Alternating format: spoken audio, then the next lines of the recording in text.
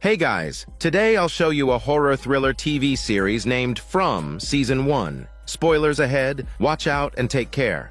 The drama begins with a shot of a strange town where the Sheriff Boyd walks around with a bell as evening approaches, reminding residents outside to hurry home. Customers in the restaurant, even if they haven't finished their meal, are hurried out by the staff because they're about to close. Everyone seems accustomed to staying indoors at night, tightly closing their doors and hanging charms on their windows. A man, having drunk too much at the tavern, doesn't return home yet, and his family anxiously waits for him. With nightfall approaching, they have no choice but to close their doors and shut all windows. As the wife checks downstairs for any oversights, their little girl, alone on the second floor, suddenly hears her grandma calling her from outside the window. Without hesitation, the girl opens the window, and her grandma smiles, saying she missed her so much. By the time her mother arrives upstairs, it's already too late. The next morning, the drunken man stumbles out of the tavern and returns home to find many neighbors gathered at his door. Boyd storms out of his house, cursing him as an irresponsible father. He then drags him upstairs where they find the gruesome sight of his daughter's lifeless body. The drunken father collapses in despair, sobbing uncontrollably. This is his misfortune and the town's nightmare. Boyd leaves the room, spots a fallen charm at the door, sighs, and pockets it. He then heads to the colony housing on the edge of town, the shared home to many homeless residents, including his son, Ellis. The father and son seem to have some unresolved issues, and an awkward atmosphere fills the air. Boyd invites his son to the funeral of the previous night's victim, but Ellis resists, claiming he's busy and doesn't want to go.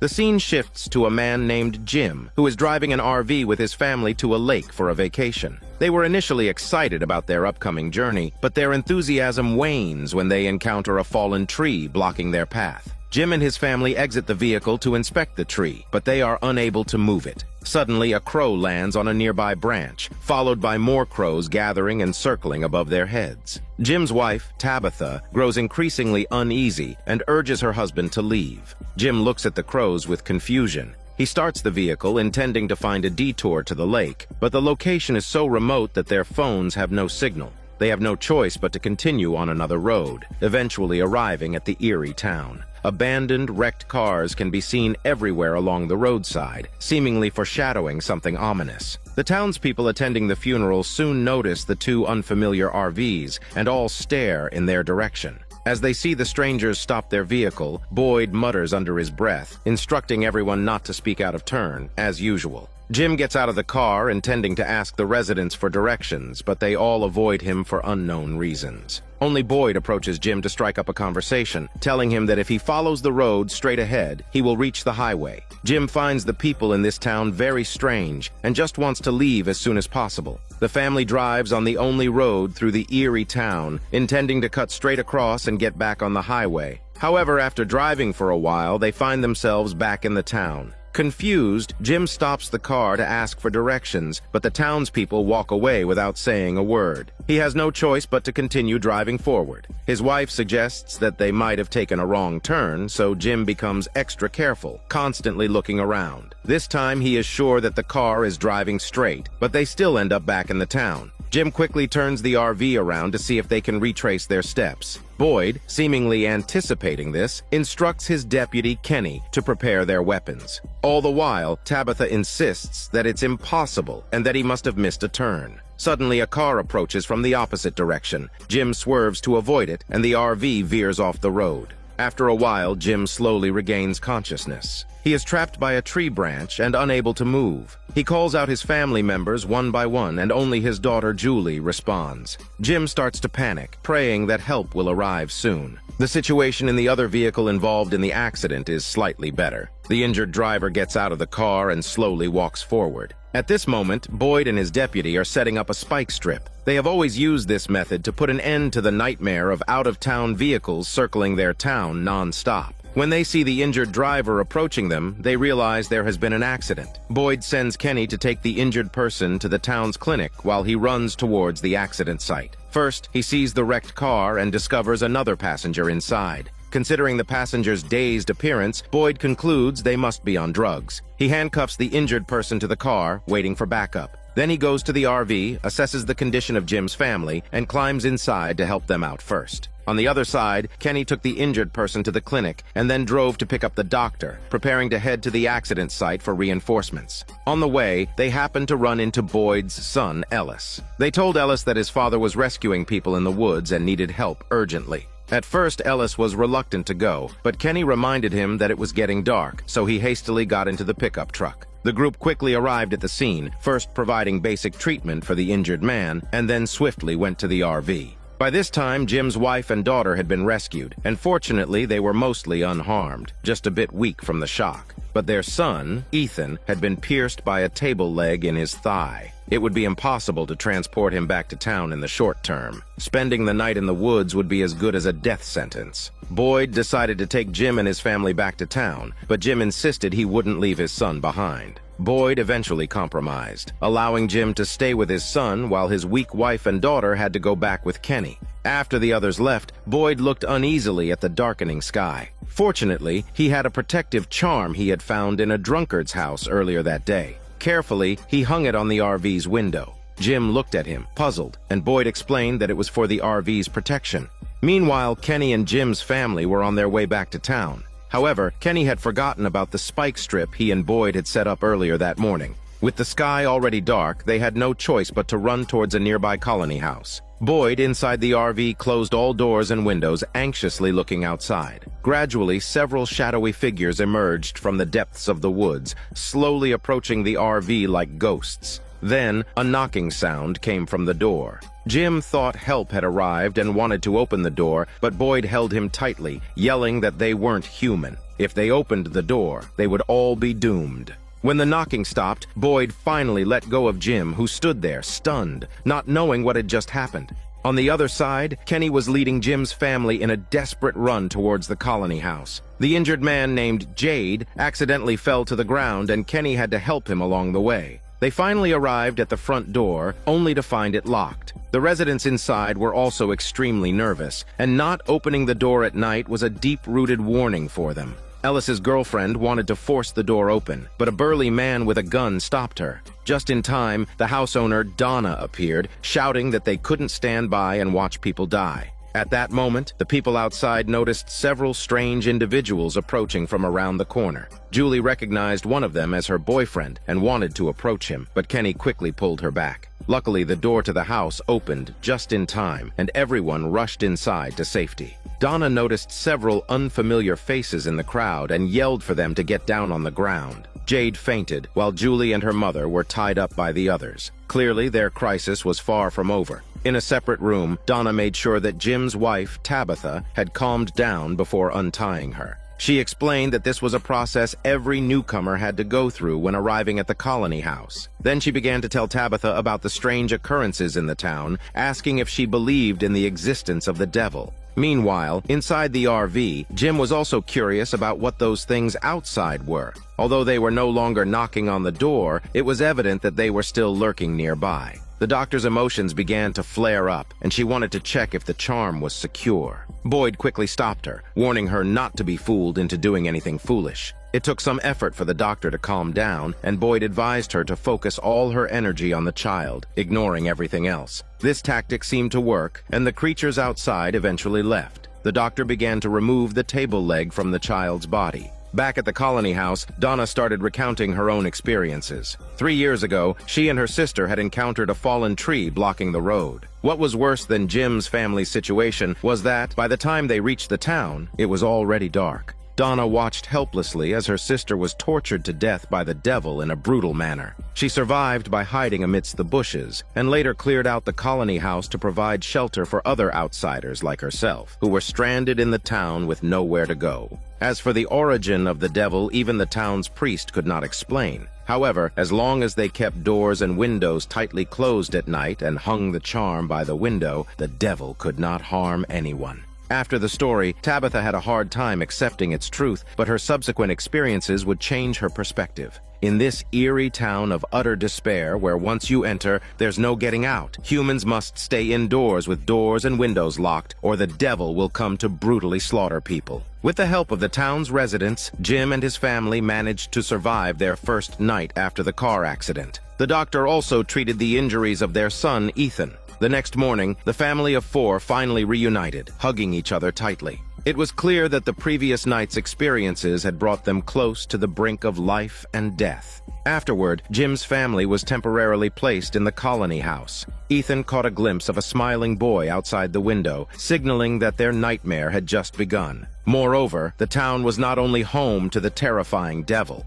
Kenny, who had escorted Tabitha and her daughter to the colony house the night before, did not return to the clinic to accompany his father, who suffered from dementia. When he arrived the next day, he found the clinic's door wide open, the charm on the ground. As expected, the clinic was in complete disarray, with the nurse and Kenny's father both gruesomely killed in the room. Kenny held his deceased father weeping in agony. Rewinding to one day earlier, after Kenny sent the injured driver from the car accident back to the clinic, he hurried off to rescue Jim's family. The only nurse who had to look after Kenny's father asked the waitress Sarah from the town's restaurant to help care for the patients. Little did they know that this seemingly innocent girl was actually a psychotic killer. Without any reason, she killed the driver, and afterward she appeared genuinely remorseful. She confessed everything to her brother, but to cover up the murder, she did something even more horrifying. After the nurse had settled Kenny's father, she found the clinic's door wide open and the smiling devil walking in. Now, the mastermind, Sarah, was at home, constantly confessing to her brother that she shouldn't have killed the driver or opened the clinic's door. Heartbroken, Kenny ran into the woods to make a chessboard, his father's favorite, as a tribute. Boyd tried to console him, but Kenny was consumed by resentment. He noticed that the devils always seemed calm before they killed, as they knew that people had very limited places to go. Clearly, Kenny began to harbor thoughts of resisting the devil. His words deeply moved Boyd, whose wife had also met a tragic end at the hands of the devil. On the other side, Jim's family had to sleep on the floor in the colony house. The living conditions were indeed incomparable to what they had before, but Jim was optimistic, always able to play and have fun with his son. However, Julie seemed to reject the atmosphere at home, preferring to get along well with the people in the colony house instead. Jade, the man who had been injured in the car accident, finally woke up. As usual, Donna told him about the terrifying aspects of the town, the inability to escape, and the murderous monsters that appeared at night. After hearing Donna's story, Jade thought it must be an elaborate prank orchestrated by his traveling companions and the travel company. He believed it was a real-life escape room. Donna was speechless as she watched Jade, who enthusiastically shouted about finding clues and completing the mission to escape the town. To him, everyone in the town was a character in his own story, and he could do whatever he wanted. However, the restaurant owner, Kenny's mother, wouldn't indulge him. Even Sarah, the psychopathic killer working at the restaurant, couldn't understand the comical man in front of her. That afternoon, the priest sought out Jim's family, saying that newcomers to the town had to participate in a selection ceremony. They had to decide whether to live in the colony house or in the town itself, as once they made a choice, they couldn't change their minds. The priest intended to take them for a walk around the town, explaining the rules as they went. In the evenings, they had to stay indoors, hang up amulets, and lock their doors and windows. Tabitha couldn't understand why the residents could act as if nothing had happened despite the terrifying events in the town. The priest said that given enough time, humans could accept any irrational existence and even consider it a part of life. Tabitha then noticed an iron shed and asked its purpose. The priest explained that it was used to punish criminals who had violated the rules and caused the death of townspeople. The offender would be made to stay inside the shed without an amulet for one night. Tabitha asked how many times the iron shed had been used, and the priest said that tonight would be the first time, with the drunkard in the police station being the one to be punished. Because he was drunk and didn't go home the night before, his wife and child were tragically killed by the devil. His actions violated Boyd's rule of spending the night at home, and thus he had to face this punishment. At that moment, the drunkard was full of regret. He hadn't always been like this. Boyd knew that the punished drunkard wouldn't survive the night, so he asked if there were any unfulfilled wishes he had. The drunkard requested to visit a place where he and his deceased daughter used to swing, hoping Boyd would bury him with his wife and daughter. Meanwhile, the house vacated by the drunkard could potentially become Jim's family's new residence. After the priest introduced them to the events that had taken place 2 nights prior, Tabitha still struggled to accept it. She wasn't repulsed by the bloodstains throughout the house, but rather she was disgusted by the town's rules and methods. She wondered why no one blamed the real culprits, instead of subjecting the house's owner to the same fate as his wife and daughter. She thought the townspeople's thinking was absurd. Having experienced the horrors of the devil up close in the trailer the night before, Jim believed that their only option was to adapt to this place. Otherwise, they'd end up like the drunkard's family.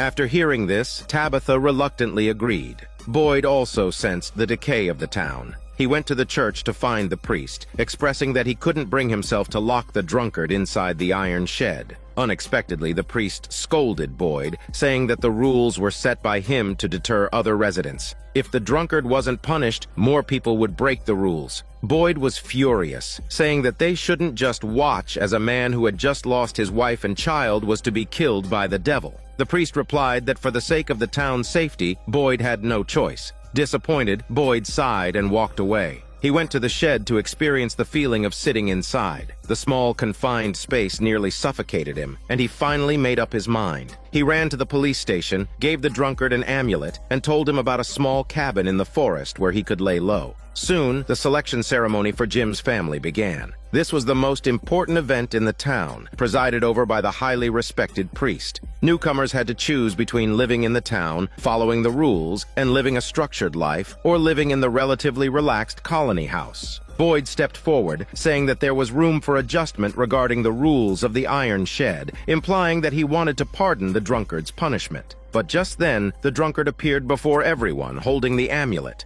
Instead of fleeing to the forest as Boyd had suggested, he came to make a heartfelt confession. Every Christmas, he used to buy gifts for his daughter, but everything changed after they moved to the town. Now, all he wanted was to see his wife and child again. After returning the amulet to Boyd, the drunkard said that he was willing to accept his punishment. Suddenly, laughter disrupted the scene. It was the comical Jade, who thought the drama arranged for him was simply brilliant and that the travel company had gone all out. Boyd, somewhat speechless, carried Jade and made him choose. Without much thought, Jade picked up a stone representing the town. Boyd then threw him out of the ceremony. Next, it was Jim's family's turn to choose. Boyd asked each of them for their choice. Jim, Tabitha, and their son Ethan chose to live in the town, while their daughter Julie chose the colony house. Tabitha hurriedly said that she had made a mistake, but Julie insisted that she hadn't. Donna cheered for Julie, and the scene immediately became chaotic. Boyd shouted to regain control and began to console Jim and Tabitha. He told them that he lived in the town, but his son Ellis lived in the colony house, and he would help look after Julie. The priest seized the opportunity to finalize the decision as the sun was about to set. The selection ceremony was completed, and everyone hurried home. Not far away, Kenny wanted to make Jade realize the situation. He told Jade that his driver friend had been killed by the demon the night before. Jade wondered if this was some sort of branching storyline, but his doubts were shattered when Kenny took him to see his friend's lifeless body. Jade was devastated. As evening approached, all the townspeople gathered near the iron shed. Boyd opened the door, and with everyone watching, the drunkard slowly walked into the shed. After locking the door, Boyd left without even looking at the priest beside him. Night was about to fall, and the restaurant closed on schedule. Jim, Tabitha, and Ethan moved into their new home in the town. He didn't forget the town's rules, and he locked the doors and windows and hung up the amulets. Meanwhile, a party was being held in the colony house to celebrate the arrival of their newest member, Julie. The colony house was more lively than the town, and perhaps Julie's choice wasn't wrong after all. In the town's houses, Boyd couldn't help but peek out, wanting to check on the drunkard's condition in the iron shed. The scene in the colony house was a stark contrast to the drunkard in the confined space. Soon there was a commotion outside, and the drunkard looked out to find the vicious demon approaching. The accumulated fear over the years made the man tremble as he desperately awaited his doom. It was a hopeless situation for this man, all because he got drunk and didn't return home all night, leaving his wife and child vulnerable. They failed to lock their doors and windows, allowing the demon to break in and brutally kill them. According to the town's rules, the man was to be locked in the iron shed for one night, which means exactly a sacrifice made to the devil. Early the next morning, the town's sheriff arrived near the iron shed with a cart. Taking a deep breath, he loaded the pieces of the mutilated body onto the cart. After covering the remains with a tarp, Boyd pulled the cart towards the church. Jim and his family gradually began to accept their new life in the town. They spent their first night in a town residence house, which was an incredibly agonizing night for Tabitha. Although no demon visited them, she couldn't sleep at all. She knew that the house they were staying in used to belong to the recently deceased drunkard and his family. Tabitha knew that she could never truly fit into this town. At this time, their son Ethan came over and said he was hungry. According to the town's rules, they could dine for free at the local restaurant. As they left their house, they ran into Boyd. Ethan asked what was inside the cart. Boyd replied that it was just some supplies and reminded them to hurry if they wanted breakfast, as it was only available during specific times. The restaurant was already packed with people. However, as newcomers, Jim and his son were given reserved seats by the restaurant owner. The strange woman, Sarah, didn't show any signs of distress and enthusiastically served the father and son. Ethan said he wanted to eat pancakes, which was considered quite a luxury for the townspeople. Sarah didn't dare to agree on the spot, saying she would have to ask the kitchen first. Boyd took the body to the church, instructing the priest to bury the drunkard and his family together, as it was his last wish. Boyd couldn't forgive the priest for insisting on punishing the drunkard. Sensing this, the priest approached Boyd, who was fixing the iron shed, trying to bridge the gap between them. The priest knew the importance of Boyd to the town. It was Boyd who discovered the talisman and maintained the town's safety, allowing the residents to return to a normal life. However, Boyd seemed to have paid a heavy price. His wife likely died as a result. The restaurant owner carefully prepared delicious pancakes for Ethan. The little boy looked satisfied and asked his father if they were going to stay here forever. Jim replied that they were only staying temporarily and would definitely leave later. Although he appeared relaxed, he soon couldn't hold back his tears anymore. Excusing himself to the restroom, Jim began to sob, overwhelmed by the recent events and his worries for the future. Meanwhile, as Ethan enjoyed his pancakes, he met a strange friend named Victor, who lived in the colony house. Victor was said to be one of the earliest people trapped in the town. He was a solitary man, often locking himself in his room and drawing peculiar pictures. One day, he noticed that the forest seemed to be getting closer to the colony house. Just as he tried to measure the distance with his footsteps, he happened to meet Ethan, who was taking a walk. Ethan asked him if he had seen a boy in white clothes. Victor was surprised and was about to say something when Ethan's sister appeared, interrupting their conversation. Victor came to find Ethan this time to ask if the boy in white he mentioned looked like the one in his drawing. After looking at the drawing, Ethan nodded. Victor's face turned grim.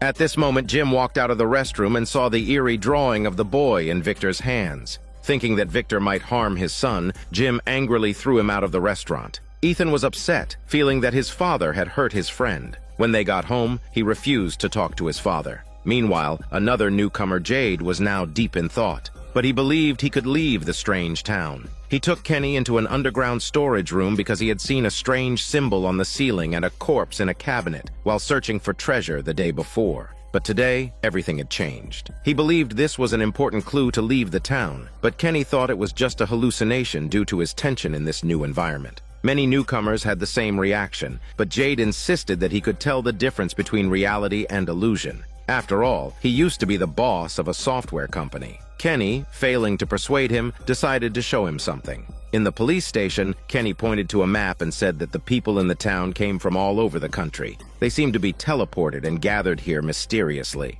Now, no matter what happened, he wouldn't be surprised. Jade suddenly laughed, saying that someone must be behind all this and he would find the answer. Kenny said many people were like him at first, but they ended up going crazy or dying. Those who survived chose to accept everything irrational. Suddenly, a walkie-talkie nearby rang. Kenny said this happened often. Jade quickly moved the walkie-talkie away, thinking it might provide a clue. Jim's daughter, Julie, had just woken up on the living room sofa. She saw a strange man sitting in front of her and learned that he was drawing her portrait. However, she still felt uneasy. Then another guest came to greet her and, without asking, put on Julie's shirt. Julie didn't say anything but was obviously unhappy. She now regretted leaving her parents to live here alone. Fortunately, there were still some normal people, such as Ellis's girlfriend, Fatima. After hearing about Julie's morning ordeal, the girl took her to the colony house laundry area and said that she could help out there to retrieve her clothes and choose from some unclaimed ones. At this time, Julie's mother, Tabitha, appeared to deliver a sweater and tried to persuade her daughter to move back to the town with her.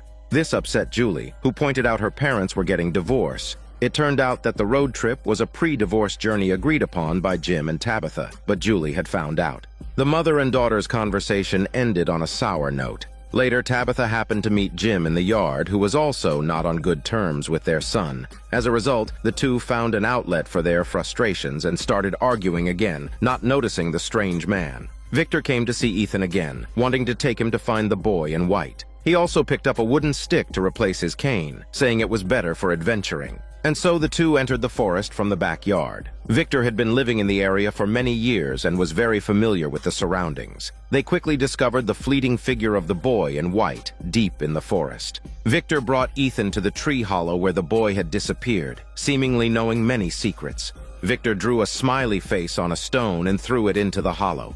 Not long after, the stone fell from the sky, the very same one that had been thrown into the hollow. Victor said that humans could be teleported by magical forces too, but the destination was uncertain and could be far away. Suddenly, there was a noise from the tree hollow. Victor sensed something was wrong and decided to take Ethan away from there. Back in town, Jim and Tabitha returned home after their argument and noticed that their son was missing and that his cane was left in the backyard. This suggested that he might have gone into the forest, so the couple rushed to look for him. They reached the depths of the woods and suddenly encountered a bad-tempered dog barking. Strangely, despite not being far apart, they couldn't see each other, as if it's a space-time dislocation. Suddenly, a gunshot rang out. Victor appeared and scared the dog away with a shot. Although Jim saw his wife and son, he was still furious, convinced that Victor had brought Ethan there. Seeing this, Victor was frightened and fled. When he returned home, he rummaged through his things and found a drawing of a dog, identical to the one in the forest. Victor suddenly remembered his own childhood when he first came to the small town and saw the boy in white walking with a dog among the corpses in the town. He wasn't scared and even greeted the boy. Now it seemed that every drawing Victor made had actually happened. Upon returning home, Jim immediately sought Boyd and told him that Victor might have harmed his son. However, Boyd replied that Victor was part of the colony house and he had no authority to intervene. He could only negotiate with Donna, the person in charge of the colony house. Feeling guilty, Boyd invited Jim's family to dinner as a formal welcome. He even dressed up for the occasion. Once again, the radio suddenly turned on by itself. Boyd was no longer surprised by this. At that moment, the waitress Sarah suddenly felt an unbearable pain in her arm, followed by veins surfacing one by one, forming the words, "Kill the boy." Not long after, the text disappeared, but Sarah's ordeal didn't end. She suddenly fell to the ground and started convulsing violently. With the help of Fatima, Julie finally got her own independent space. She was working hard to adapt to the environment here and wanted to blend in. However, some people still knew that this place was not suitable for living and were trying their best to escape. Victor, who knew more about the truth, was digging something at the moment, and everyone in the colony house was looking at him in confusion. Donna ran over and asked him what he was doing. Victor replied that he just wanted to be prepared this time, feeling as if he was digging his own grave. He probably sensed that disaster was about to befall the town. After Sarah's convulsion, her brother seemed to guess something and quickly ran towards the clinic. However, Sarah had already improved by then.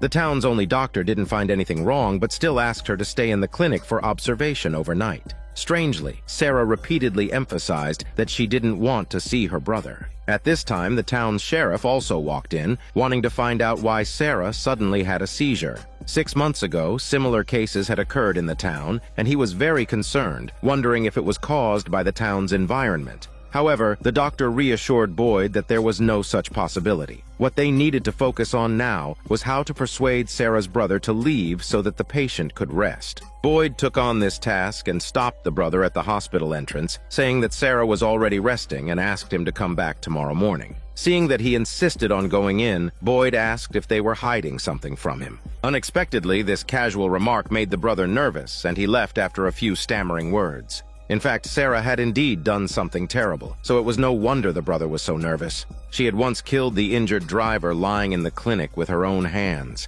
In order to cover up her crime, she opened the clinic's door to let the demon in, which ultimately led to the tragic death of the clinic's nurse and Kenny's father. Although the brother didn't participate, he helped keep the secret for his sister. However, today's strange occurrence made the brother worry that his sister might kill again. Inside the clinic, Sarah looked at the scalpel in front of her and hesitated once more. She believed that the words showing up on her hand were a revelation from the gods. As long as she did as instructed, everyone in the town could leave this cursed place. Presumably, the previous murder also had the same purpose. However, this time the target was a child. Sarah found herself in a dilemma. She asked the doctor if she would do something terrible if it meant everyone could leave the town. After some thought, the doctor felt that she could do it since everyone would benefit. These words finally helped Sarah make her choice. The next day, Sarah had spent a peaceful night at the clinic. As she stepped outside, she ran into her brother, who was anxiously waiting for her. He was worried that his sister might do the same thing again, but Sarah refused to reveal anything. This made her brother even more worried. Meanwhile, the family of Ethan, who was oblivious to the impending disaster, was also contemplating how to leave the town. The clueless father, Jim, decided to try everything to figure the answer out. In no time, they had filled a wall with various questions. Jim believed that if they found all the answers, they would definitely be able to leave. However, Tabitha disagreed. The other people in the town had pondered over the same questions, and they were still trapped there. In fact, there was another question that everyone had overlooked. Jim asked her to write it down, but Tabitha shook her head, saying she didn't dare write it down and didn't want to know the answer. At this point, Sarah had already taken a scalpel and arrived alone at Ethan's house. After meeting his parents, she said that she had hit it off with Ethan and wanted to take him out to play. The little boy didn't have many friends here and was naturally overjoyed. However, Sarah realized that this wasn't a good place to carry out her plan. She then suggested taking Ethan to her brother's farm to see the goats. Tabitha wanted to come along, but Sarah immediately said that she could take him alone. Tabitha, however, insisted on accompanying them. Meanwhile, Sarah's brother wanted to find the priest to confess and relieve his stress. When he discovered that the priest wasn't at the church, he searched the town and finally found the priest deep in thought in the wilderness. He told the priest that he had something terrible to confess and asked if he could ensure that the secret would be kept forever. The priest said that only the two of them and God would know. However, when he learned about Sarah's devilish deeds, he was completely taken aback. The priest told her brother that keeping a secret was one thing, but Sarah could pose a threat to the safety of other people in the town. They had to find her immediately. So the two searched the town, and finally learned at the restaurant that she had gone to the ranch with Ethan and his mother. Sarah and the others had already been at the ranch for quite some time. As expected, there were many small animals there, and Ethan was having a great time. Sarah told Tabitha that the town had several emergency shelters in case someone got stranded outside at night, and there was one at the ranch that she wanted to show her. Without any suspicion, Tabitha followed Sarah into a warehouse, which had a separate room inside. As Tabitha was looking around at the entrance, she was suddenly pushed in with great force. Sarah locked the door from the outside, saying it was all for everyone's sake. Then she took out a scalpel and silently approached Ethan, feeling guilty about what she was about to do. However, she believed it was the only way for everyone to escape the town. Just as Sarah was about to act, her brother arrived in time and tried to persuade her to stop. Ethan seized the opportunity to run away when Sarah was distracted. Her brother held on to Sarah, but in the next moment, the knife accidentally injured him. Sarah never expected this to happen and crouched on the ground, crying. The priest, who had just arrived, looked at the scene in shock. Soon the townspeople gathered, having heard the news. Jim heard his wife's cry for help from inside the warehouse and rushed to open the door. Tabitha frantically searched for her son. Little did she know that Ethan had run to the nearby colony house and found his sister Julie, who was playing outside. The doctor confirmed by the side of Sarah's brother's body that there was no way to save him from his injuries. The priest shook his head, and it turned out that Sarah had run into the woods. This made Jim's family even angrier, fearing that their son Ethan might be in danger again. Boyd assured them that he would handle Sarah if she returned before dark, and if she didn't, it meant she was already dead. The conversation only made Jim angrier. He felt that there were too many monsters in the town, which further strengthened his family's desire to escape. Tabitha picked up a pen and wrote down the question she had been afraid to ask, that if they really did survive the car accident. The implication was that the people in the town might not actually be alive in this world. The desire to leave the town wasn't limited to Jim's family. Jade was also looking for answers. He had an even bigger idea, planning to explore the situation from the perspective of relativity and parallel universes. Unfortunately, he didn't make any progress after thinking for a long time. Later, he accidentally walked into a room with an old walkie-talkie in hand and was astounded by the scene inside. He wondered why there was really a bar in this rundown place. The bar owner said that what the people here needed most was alcohol, so he opened a bar. Jade curiously picked up a glass of alcohol and took a sip, but immediately spat it out. Due to limited resources, the owner had no choice but to use the cheapest potatoes to make the alcohol. As a result, Jade despised the place even more, believing that those who came here to drink were like rats in a maze, only seeking temporary satisfaction. He scolded the people, asking if they had ever considered finding a way out, but no one paid any attention to him. The bar owner stopped Jade, saying that he would become like them in time, but Jade's desire to leave was strong. He had just acquired a technology company outside and hadn't even had the chance to make money from it yet. The bar owner then told Jade that they were like Schrodinger's cat, trapped in a box. Before the box was opened, people outside wouldn't know whether they were dead or alive. He suggested that if Jade could fix the walkie-talkie and let people outside know they were alive, everyone would surely be saved. This idea greatly inspired Jade, who never thought the answer could be so simple. Boyd was also thinking about how to escape the town, not only for himself, but also to fulfill his late wife's last wish. He took some time off with his deputy and went to his wife's tombstone to pour out his worries. The recent string of deaths in the town made him feel that there wasn't much time left for everyone. Perhaps soon, the town would face a devastating blow. At this point, he had an idea for a way to escape the town, but the risk was too great, and it could lead to the doom of the town and everyone's death. Boyd was now hesitating, unsure whether to proceed. His wife used to make decisions for him when he was confused, and now he still yearned for a sign.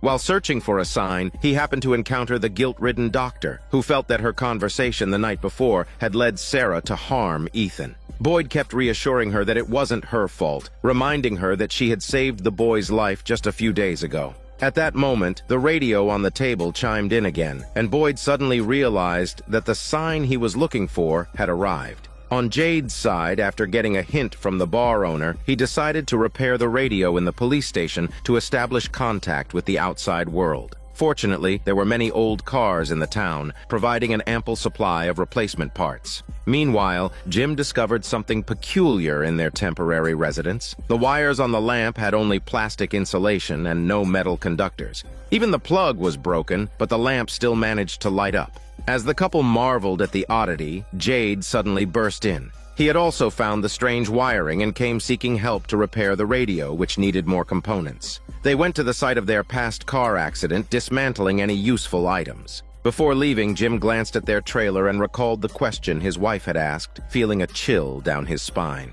Subsequently, the two went to a large tree on the outskirts, as the radio needed to receive a signal with the wires placed as high as possible. Jade admitted that climbing heights made his legs weak and his head dizzy, so the task of climbing the tree fell to Jim, much to his annoyance. However, in order to leave the town, he went to the base of the tree. At home, Tabitha was also keeping herself busy. The townspeople had a rule that any unneeded or ownerless items would be gathered and stored in the town restaurant. When Tabitha brought some items to the storage warehouse, she accidentally came across a beaded bracelet. Holding it in her hand, she wore an expression of puzzlement and shock. She then took the bracelet home with her. As she pondered about it, the lights nearby began to flicker again. She questioned how the lights could be on when the wiring was empty. Tabitha decided to break open the wall to investigate the mystery. Jim was about to reach the top of the tree. Just as he was about to install the wires, Jade suddenly noticed something strange. He touched the tree trunk and, to his surprise, a large amount of blood seeped out. There was also a circular symbol nearby. He looked up and saw many bodies hanging upside down from the treetop. Jade was terrified. To make matters worse, a soldier in uniform appeared out of nowhere, brandishing a gun. Jade was so scared that he ran for his shitty life, with the soldier chasing his smell relentlessly. The soldier fired his gun during the pursuit. Jade was soon caught, and just when he thought his life was in danger, he heard Jim's voice. Jade realized that it was all just a hallucination. However, he was still terrified. He left, cursing under his breath, as he had made an even bigger discovery. Back at the town restaurant, Jade was drawing the circular pattern he had seen in the hallucination. The restaurant owner noticed the pattern and looked puzzled. Ignoring Jade's attempts to explain, she went straight to the storage room. On a shelf, there was a box of belongings left behind by the townspeople. In one of the diaries, there was a circular pattern identical to the one Jade had drawn. Jade was shocked, realizing that what he had seen was not just a simple hallucination. Feeling abandoned, Jim looked at the wires he had installed on the tree. He reluctantly turned on the walkie-talkie, which emitted a rustling sound. He tried to call for help, but there was no response. He had no choice but to take the device home. Seeing a large hole in the wall, Jim was puzzled. He learned from his son that Tabitha was in the basement, so he went downstairs out of curiosity. He saw his wife digging furiously through the dirt. After much explanation, he learned that she believed the source of power for the lights must come from somewhere. She followed the wires in the wall, discovering that the coreless wires led underground. Therefore, she decided to dig and find out what was going on. Jim thought this was ridiculous, but Tabitha countered that she had seen even more absurd things. She then pointed at the bracelet she had brought back from the restaurant. Tabitha had recognized that the handmade bracelet was the one she had lost years ago in their hometown. Jim could hardly accept this, insisting that it was just a similar design. Tabitha quickly refuted, explaining that when she made the bracelet, she accidentally broke one of the beads. The bracelet she found was undoubtedly the same one. Eventually, Jim was persuaded by his wife to join her in the search for answers. However, there was still something weighing on Tabitha's mind. After Ethan had experienced a traumatic event, he was terrified. So Tabitha went to the church to find the priest who had been the first to arrive at the scene. She wanted to confirm if the culprit Sarah was really dead. The priest's response was vague. He had seen Sarah run into the woods while chasing her. Since a night had already passed, it was likely that her survival chances in the forest were slim. Tabitha didn't press further, but instead voiced her biggest concern that if they were already dead. However, the priest only replied that we were trapped in this wretched town, suffering endlessly. How is that any different from death? It was clear that he harbored deep hatred for the town. After Tabitha left, the priest went down to the church basement alone. There he found a woman with her hands and feet tied up. It was none other than Sarah, the psychopathic murderer. It turned out she hadn't escaped the day before, but had been captured by the priest and taken to the basement. According to the town rules set by Boyd, Sarah was to be locked up in the iron shed. The reason the priest hid her was that Sarah's brother had once told him that she could hear strange voices.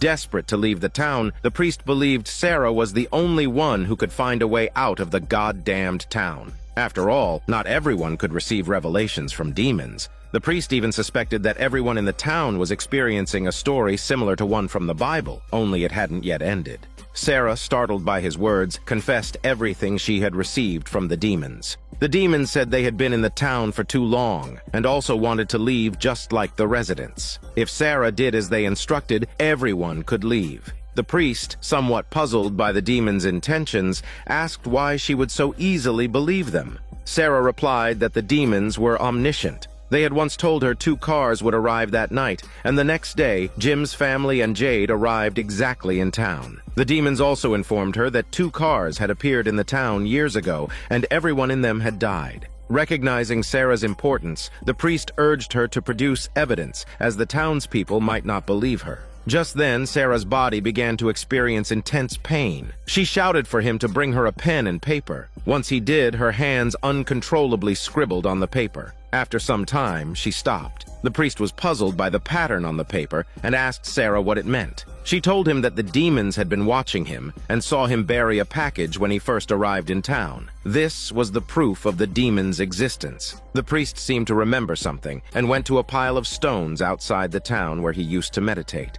It turned out that he had hidden a dark secret there. Eagerly, the priest retrieved the package, which contained a bottle of alcohol, a blood-stained piece of clothing, and another item that made the priest's face turn pale. The design on the chocolate wrapper was identical to the pattern drawn by Sarah. At this point, the priest became flustered. The town's sheriff, Boyd, had yet to grasp the true power of the demons. After burying Sarah's brother with his deputy, he shared his plan. A few days ago, he had spent a night in a trailer, proving that the amulet could indeed protect against the demons' attacks. With this in mind, he decided to take the amulet and search for an exit in the forest. The townspeople had already confirmed many times that the road could not lead them out of the town. Therefore, the exit must be hidden in the forest that everyone was afraid to enter. However, Kenny didn't agree with his plan, saying it was no different from courting death. Boyd hesitated and shared his own concerns. It turned out that Boyd's father had been diagnosed with Parkinson's disease at his age.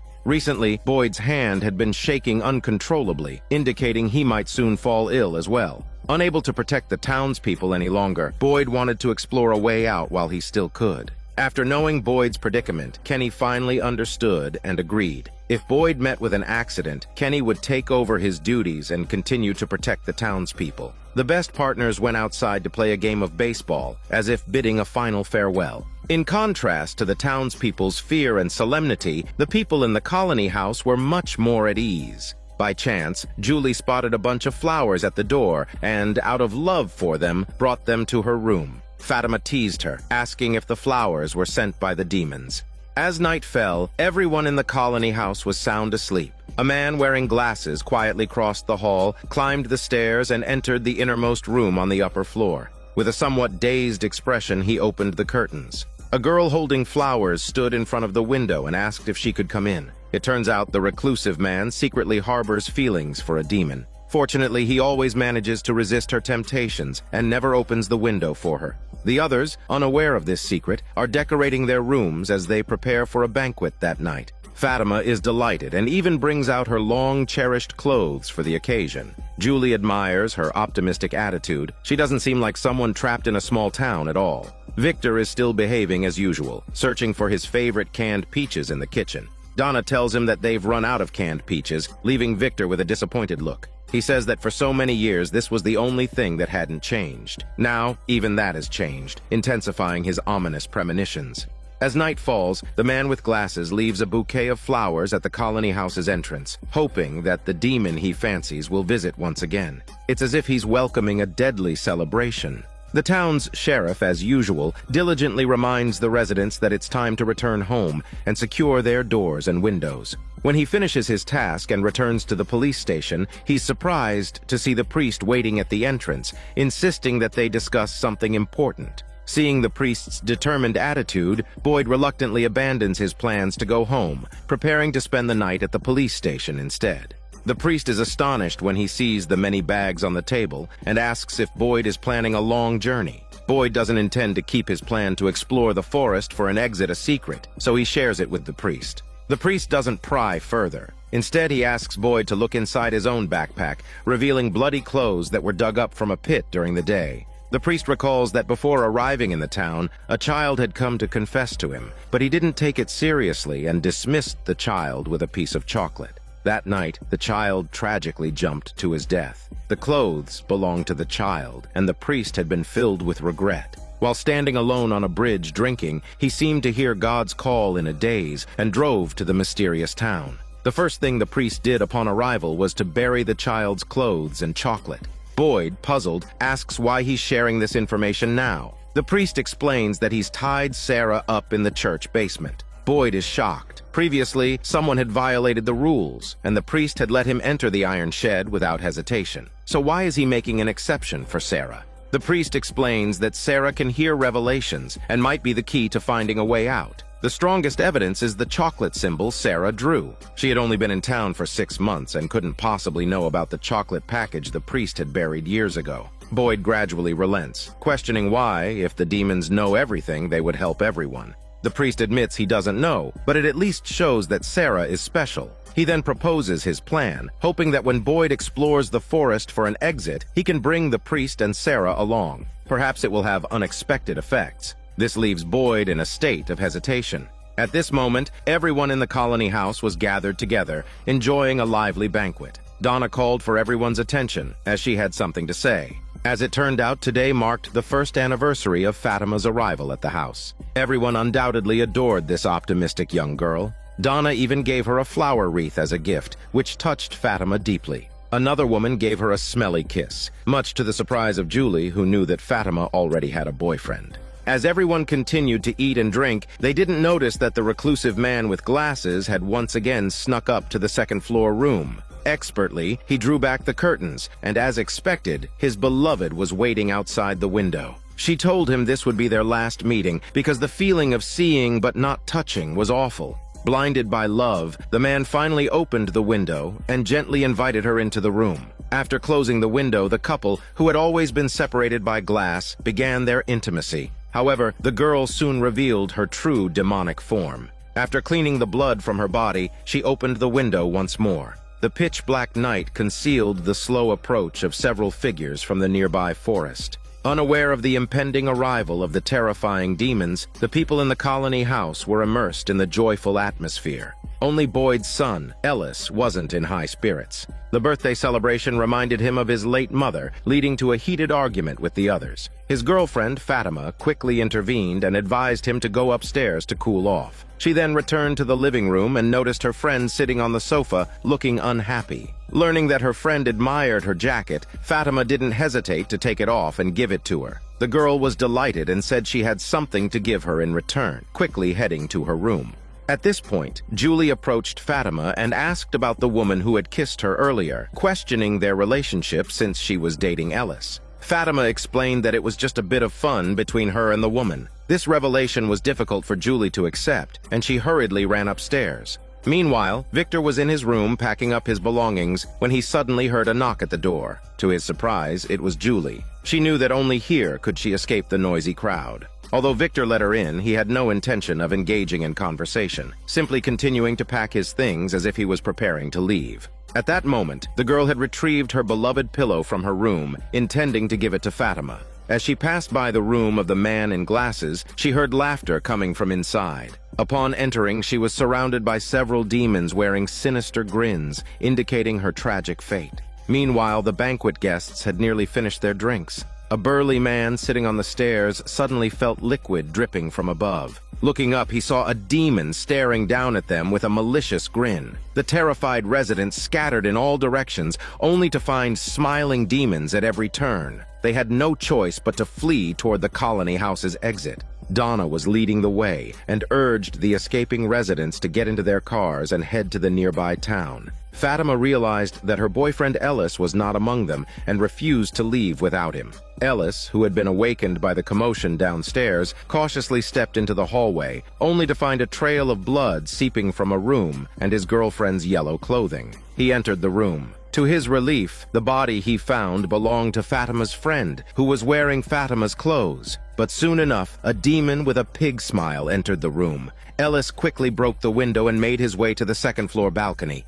As the demon was about to catch up, he mustered the courage to jump down. Fatima saw this scene and rushed to help her boyfriend stand up. By this time, Donna had already driven away. The couple had no choice but to return to the colony house, closing and locking the front door tightly. They also closed the inner door and pressed firmly against the protective talisman on it, hoping that the demons wouldn't break through. As it turned out, they had done the right thing. The sound of the demons pounding on the door came from outside, but the couple would not be fooled. They had narrowly escaped danger. Victor in the attic heard screams coming from outside and realized that the demons had arrived. Fortunately, he was prepared and had secured a rope to the roof beam. He let Julie climb down the rope first, and he followed closely behind with a metal box. Julie suggested they should head back to the town, but after seeing a young boy in the woods, Victor hesitated for a moment before insisting they run into the forest. With no better choice, Julie could only follow his lead. Soon, Victor and Julie arrived at the base of a large tree that he and Ethan had visited before. He told Julie to hide inside the tree's hollow. Strangely, as she jumped into the tree hollow, Julie found herself in a basement with stone walls all around, leaving her unsure of what to do. Meanwhile, in the town, Boyd and the priest were still discussing Sarah's issue when they suddenly heard a car honking outside. They rushed out to find Donna leading the survivors from the colony house. Trailing behind them were the slowly approaching demons. Once everyone had entered the police station, the priest heard someone calling his name. Seeing this, Boyd opened fire and helped the priest into a room. The priest's neck was bleeding profusely, and now he could only emit some weak chicken sounds. Boyd knew that the priest was beyond saving, so he held him in his arms and prayed with Donna until the priest drew his last breath to meet Jesus. On the other hand, Jim and his family were unaware of the tragedy unfolding at the colony house. He was working on a signal receiver, hoping to connect it to a walkie-talkie and contact the outside world. Tabitha was very relieved, although they could not be certain that this method would work. At least everyone was making an effort. Moreover, her plan to dig a hole was still underway. Following the mysterious electrical wires, she had already excavated a hole nearly 2 meters deep. When Jim asked her when it would end, Tabitha replied that as long as they kept digging, they would eventually uncover the truth. After the demons' attack, only a few managed to survive and sought refuge in the local police station, where they spent a terrifying night. Kenny arranged for the survivors to stay temporarily in the homes of other townspeople. News of the horrifying events spread quickly, and everyone became panic-stricken. Kenny suggested that Boyd should make a speech to calm everyone down, but Boyd refused. He believed it was time for Kenny to step up and handle the situation while he had more important matters to attend to. Boyd soon found himself in the church's basement, where he discovered a frightened and surprised Sarah. He led her into the woods, and she was puzzled and asked why he brought her here and where the priest was. Boyd told her that the priest had been killed the night before. Sarah was heartbroken upon hearing that. Boyd, however, was not so kind to her. If it wasn't for the priest's insistence that she had some connection with the demons, he wouldn't have taken her into the woods to find a way out. The two soon arrived at a small cabin where Boyd told Sarah to wait while he returned to town for necessary supplies. Sarah assured him she wouldn't run away. In fact, everything she had done before was to help everyone escape the town. This reminded Boyd of his own arrival in the town after he had just retired from the military. He had planned a road trip with his family, only to find their way blocked by a huge tree, just like what happened to Jim's family. They mysteriously ended up in the eerie town, which wasn't as peaceful as it is now. The kind-hearted priest stopped Boyd's car and told everyone that darkness was approaching and that they needed to hide quickly. Boyd and his wife initially didn't want to listen, but when they heard a terrifying roar, they panicked and followed the priest into a basement. At that time, there were no protective talismans, so the townspeople had to hide all over the place at night, hoping the demons wouldn't find them. Terrifying screams echoed from time to time, and everyone was too scared to breathe. When daylight finally arrived, the man emerged from the basement to find corpses scattered everywhere. Other lucky survivors also came out of their hiding spots, and Boyd and his wife looked shocked. They were curious about what kind of place this town was. The priest, however, was filled with sorrow. Afterward, Boyd knew that this couldn't go on. The first step was to gather everyone together and look out for one another. He, the priest, and Donna took the lead in gathering the survivors, storing useful supplies in a restaurant, and implementing a unified distribution system. They also planned areas for spending the night, with people taking turns on guard duty, ensuring that everyone had their basic survival needs met for the time being. Boyd soon found the priest and realized that the small town needed to become self-sufficient. He prepared to explore the woods, as otherwise, everyone would eventually starve. His exploration turned out to be a success, as he found goats, chickens, and ducks in the forest. Although the priest found it unbelievable, Boyd decided to set up a farm to secure a stable food supply. Boyd's son, Ellis, noticed that his mother had become nervous ever since they arrived in the town. She would occasionally stand by the road, lost in thought, mumbling about how her experiences were similar to a dream she once had. Ellis sensed something was wrong and urged his father to stop exploring the woods and spend more time with his mother. However, Boyd was preoccupied with the animals he'd found in the forest and believed that his wife wouldn't be so fragile. Ignoring his son's advice, Boyd ventured back into the woods. Unexpectedly, Boyd encountered a wolf dog appearing silently in front of him. When he decided to take the dog back to town, the animal suddenly turned and ran away. Boyd chased after it without hesitation. He reached a deeper part of the forest where the wolf dog vanished. Boyd then realized he had lost his way. He wandered around anxiously as darkness fell and terrifying howls echoed in the distance. Frazzled, Boyd raised his gun and cautiously scanned his surroundings. He fell into a cave where he saw a demon slowly approaching from outside. Terrified, Boyd stared wide-eyed, but the demon didn't enter the cave.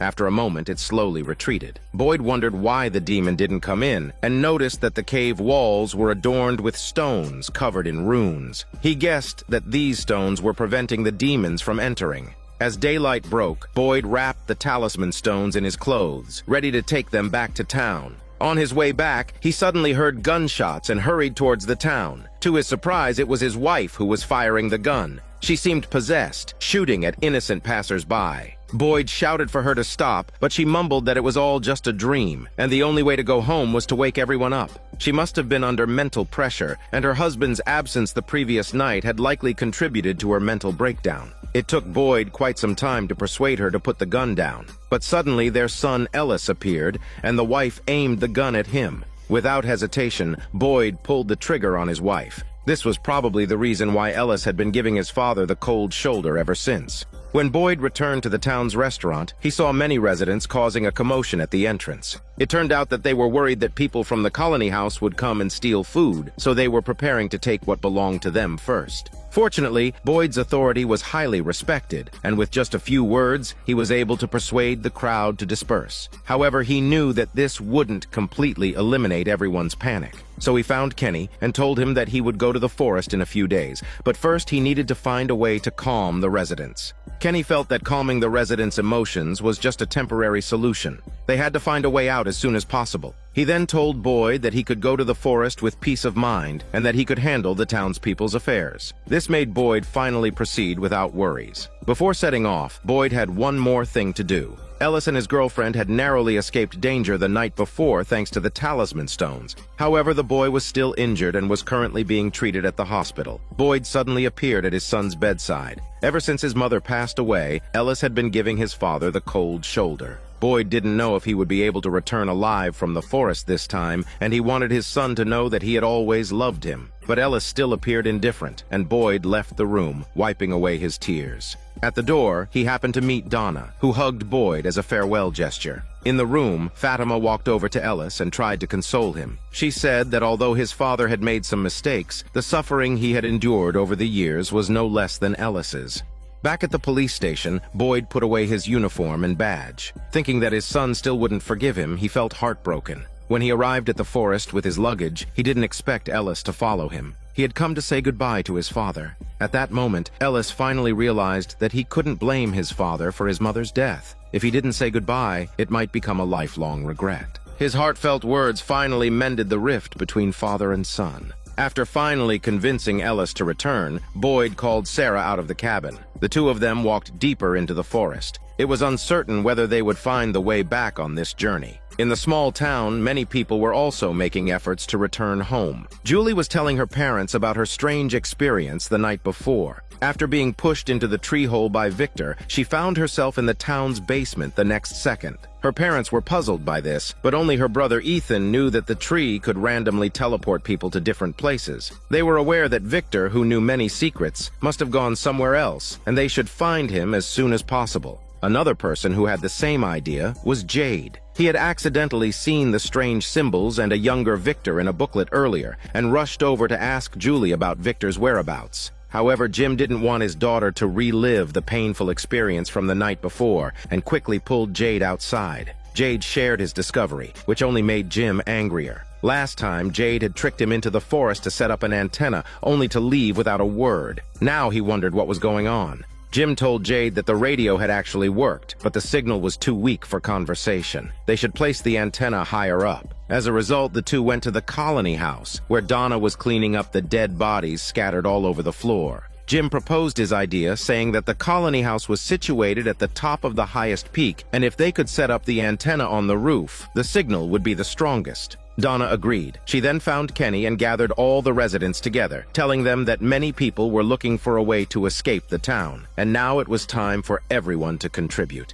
This gave everyone new hope, and the fear caused by the demons also dissipated. The residents could be seen carrying various parts needed to build the antenna, heading towards the colony house. On Boyd's way to the forest was eerily quiet, with only their footsteps heard. Fortunately, they didn't encounter any danger. Just before evening, they arrived at a stone-built house. Boyd was familiar with the place because it was here that he had accidentally discovered the sacred stone, and it was the furthest point he had ever reached in the past. He decided to rest here for the night and embark on their adventure the next day. Sarah asked Boyd to unlock her handcuffs, stating that it was inconvenient even to use the restroom. However, her request was denied for safety reasons. The next day, Boyd and Sarah continued deeper into the jungle. They would make markings on trees to avoid getting lost in the forest. However, Sarah's main concern wasn't getting lost. She was afraid they might end up back where they started, like going in circles on the road. Boyd didn't provide an answer, but instead asked her why she believed the demon's words that killing Ethan would allow them to leave the town. Sarah said that everything the demons had told her had come true. They said 2 cars would arrive in the town, and then Jim's family and Jade appeared. The demons also said that if she didn't kill the little boy, Sarah's brother would die, followed by everyone in the town. The first 2 events had already happened, leaving only the last one. After listening to her, Boyd finally understood the girl's helplessness and unlocked her handcuffs. Boyd believed that there would be a time when all questions would be answered, so he pressed on even more diligently. Before long, the two heard a crisp sound coming from ahead. Following the source of the noise, they discovered many glass bottles hanging from a large tree, which produced the sound as they swayed and collided. Sarah was puzzled, as it was said that no one had ever ventured this far. Boyd looked carefully and found that there seemed to be something inside the glass bottles. Just as he was about to take one down, Sarah suddenly covered her ears in pain, screaming that they were talking to her again. Then she collapsed to the ground and started convulsing. The other people in the town were also making efforts to escape. They had placed their hopes in a plan to build a radio tower to contact the outside world. However, this was no small task, and despite working all day, they hadn't finished. When they returned to their living quarters, exhausted, some began to doubt if the tower would be useful at all.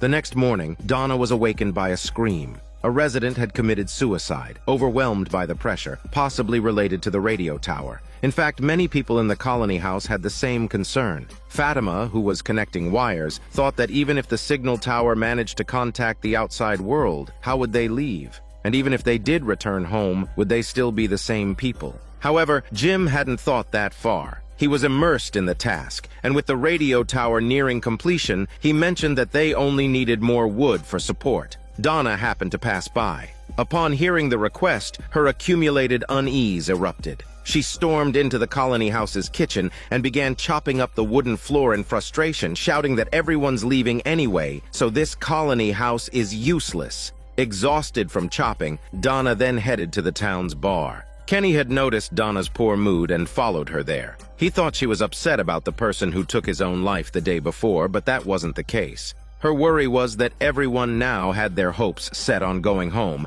But what if the radio tower failed? It would plunge many into despair. Kenny didn't know how to respond to her. However, Donna was sensible. After venting her frustrations, she knew it was impossible to halt the radio tower plan now and would still do her best to help. Jim encountered another problem. He couldn't find the power source needed for the walkie-talkie. He and Jade had removed all the car batteries they could find, but many were already drained. Even when combined, they couldn't power the walkie-talkie for long. Jade was frustrated and kept saying how great it would be if they could find the mysterious man Victor, as he was convinced Victor was the key to leaving the town. Jim couldn't help but feel disdain, thinking this was a clear attempt to avoid the problem at hand. After hearing this, Jade left in anger. Left on his own, Jim couldn't come up with a good solution. Ellis told him that the wires connecting the radio tower were ready. Jade was still preoccupied with finding a power source. He complained to the restaurant owner, who became increasingly annoyed. She fiddled with a few switches, and surprisingly, this action gave Jade a great insight, though he didn't reveal what it was. On Tabitha's side, she was also quite persistent, continuing to dig holes day and night. She wanted to see where the strange wires came from. After finishing her work for the day and preparing to leave the basement, she suddenly heard a strange noise. Thinking it was her son making noise, she called out to him, but there was no response. Tabitha felt something was wrong and hurried upstairs, only to see her husband hanging upside down from the ceiling. It turned out to be just a dream, but it seemed to hint that the hole she was digging wasn't so simple. That afternoon, a disheartened Jim returned home to find his family working hard digging the hole, so he decided to join in the digging effort. As the sky darkened, Tabitha suddenly noticed something unusual. Beneath the sand, there was an incredibly hard object. At the same time, deep in the forest, Boyd was tending to Sarah, who lay unconscious in their makeshift tent. Suddenly, she awoke as if from a nightmare, her eyes drawn to an object in Boyd's hand. He explained that it was the bottle they had found earlier in the day. Upon removing a note from inside, they discovered it bore the year 1864. Similar notes were found in the other bottles as well. Sarah insisted that they should return immediately, explaining that she had heard an ominous voice earlier, warning them that they shouldn't be there and that something more terrifying than a demon lurked outside. As Boyd pondered this, a noise emanated from nearby, followed by the tent beginning to shake. But both he and Sarah were too afraid to venture outside. Fortunately, the shaking ceased after a short while. Boyd hurriedly retrieved a fallen talisman and hung it up. However, a loud explosion followed, and bright lights flashed into the tent, illuminating it like daylight. The pair were terrified and dared not go outside to investigate. They sat there, dumbfounded, until daybreak. As Boyd stepped out of the tent, he was stunned by the sight that the area was covered in dense spider webs. Though they couldn't make sense of it, Boyd insisted on heading towards the source of the light from the night before. Sarah tried to persuade him to turn back, reminding him of the warning from the voice. Boyd felt helpless. They didn't know what had dragged them there or how to return. Besides, the beam of light seemed to come from a searchlight, so they might encounter other people if they reached it. Sarah remained uneasy, wondering if Boyd's wife was trying to send a message to warn him. As soon as she said this, they heard a cry for help in the distance. They rushed to investigate and arrived at a large tree where they found a woman entwined within. Boyd recognized her as his deceased wife. As he started to approach, he disturbed spiders hiding in the ground. Several of them crawled onto him, and Sarah hurried to help remove them. Boyd then realized that what he saw was just an illusion. After they finally escaped the web-infested area, Boyd became increasingly agitated. He hadn't found any clues from the outside world, and his health was deteriorating, probably due to the after effects of a spider bite. The hallucinations were likely induced by neurotoxins. Boyd grew desperate, feeling the mission was doomed to fail. Sarah encouraged him, asking if he didn't want to reunite with his son. Her words calmed him, and he struggled to his feet, gazing up at the sky. A storm was brewing. In the small town, the residents were working tirelessly to build a signal transmission tower in hopes of escaping their isolated existence. However, they had no power supply. In this eerie town, the electrical wires in everyday appliances weren't real and could operate without being plugged in. But Jade had an idea inspired by a lamp. He ran to Jim's house to share his thoughts. Jade demonstrated that the lamp could light up without being plugged in, which suggested that its base had a power source. He reasoned that this power could also be used for other appliances. To prove his point, he connected a hairdryer he found in an outsider's car to the lamp's base. As the light bulb lit up, the hairdryer also powered on. Jim realized that if they could find more lamps, they could supply enough electricity to the radio tower. Jade called upon the townspeople to search for more lamps and electrical wires. Since the wires within the town were hollow and useless, they had to dismantle wires from outsiders' vehicles. With the hope of returning home within reach, everyone eagerly contributed to the radio tower project. The town's doctor knew of an abandoned camper with electrical wires and quickly went to dismantle them.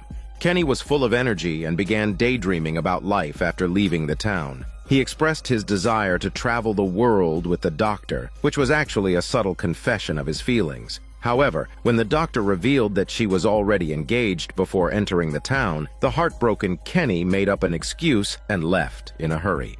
Meanwhile, the people in the colony house were busy connecting all the usable lamp bases with electrical wires. Jim was also preparing for the final stages of the project. The wooden radio tower had been constructed, but it needed to be installed on the roof. They had to use the limited resources to create a pulley system that hoisted the tower onto the roof. The walkie-talkie was now fully wired, and Jim explained to his son that each coil on it represented a different frequency for channel switching. Jade was proactive and approached the restaurant owner, wanting to get some food for everyone. He saw her paying tribute to her deceased husband and learned that her greatest sorrow would be leaving her husband behind in the town. Instead of being noisy, Jade comforted her using words but not muscles, saying that her loved one would always be with her no matter where she went. His words moved her, and she invited Jade to join her in the memorial ritual. He then received 2 large baskets of food and distributed them to the hard-working townspeople. Although many had tried to leave before, this time felt different. The doctor sought out Kenny, who was nursing his wounded heart alone. Feeling a bit guilty for her previous rejection, she admitted to being torn between wanting to see her fiancé and traveling the world with Kenny. He was lit up with joy. They joined the others outside the colony house, excitedly watching the roof as the tower was about to be completed. Even Tabitha, who had been digging holes at home, came to witness the momentous event. Under Jade's command, several strong men carefully moved the tower body. It finally stood at the highest point of the town. Jim directed everyone to turn on the power switch. As the countdown reached 0, Jim tested the signal frequency, and it was normal. They had succeeded, which meant that the town could contact the outside world. After congratulating her husband, Tabitha returned home and continued her hole-digging project. However, their celebration didn't last long, as a large mass of dark clouds was approaching from afar, signaling a storm. Those under the clouds were even more unfortunate.